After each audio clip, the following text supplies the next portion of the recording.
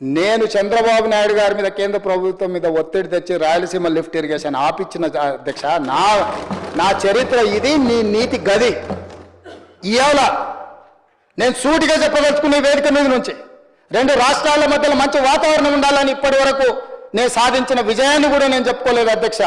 సూటిగా చంద్రబాబు నాయుడు గారికి విజ్ఞప్తి చేసిన నేను, రాయలసీమ లిఫ్ట్ ఇరిగేషన్ మీరు ఆపితే మేము ఏదైనా విషయాల మీద చర్చకు వస్తాము, లేకపోతే మీతో చర్చించడానికి అవకాశం లేదు.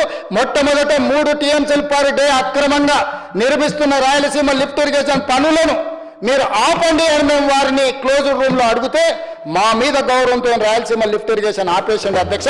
మీరు ఈరోజు నిజ నిర్ధారణ కమిటీని సభ నుంచి పంపించండి. కూనంనేని సాంబశివరావు గారిని, అక్బరుద్దీన్ ఓవైసీ గారిని, బీజేపీ మహేశ్వర్ రెడ్డిని ఎవరిని కమిటీ చేస్తారో, ఇంక్లూడింగ్ బీఆర్ఎస్ మాజీ సాగునీటి పారుదల శాఖ మంత్రులు ఇద్దరు ఉన్నారు, చంద్రశేఖరరావు, హరీష్ రావు. వాళ్ళిద్దరు నాయకత్వాన్ని ఎవరినో ఒకరిని పెట్టి రాయలసీమ లిఫ్ట్ ఇరిగేషన్ పనులు ఆగినాయా లేదా, ఉత్తమ్ కుమార్ రెడ్డి గారు మంత్రి అయిన తర్వాత కాంగ్రెస్ అధికారంలోకి వచ్చిన తర్వాత ఆగిన వాళ్ళ నిజ నిర్ధారణ కమిటీ పంపించండి అధ్యక్ష.